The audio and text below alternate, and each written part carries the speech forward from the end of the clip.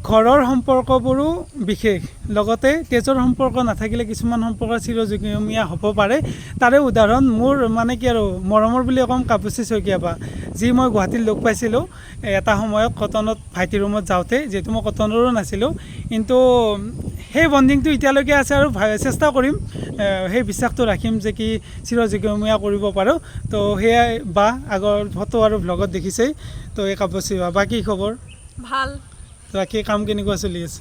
বাকী কাম ভাল চলি আছে হয় ঠিকে চলি আছে ধুনীয়া আপোনালোকে জানেই যে বা মানে মই কৈছোঁৱেই চাগে বা ভাল লিখে ষ্টৰি লিখে লগতে মোৰ কেইটামান চলো মনো বুলি কয় ন মনো একটোতো ভাল ভাল ষ্টৰি দিছে বনাম লাহে লাহে বনাম কামো কৰিম তো সেই আৰু বাকী ভালে থাকক তয়ো ভালে থাক আমাৰ বণ্ডিংটো মানে ভালে ভালে থাকে সেইটোৱে মানে কি আৰু সেই বিশ্বাসটো মই দিম আপুনিও দিব যে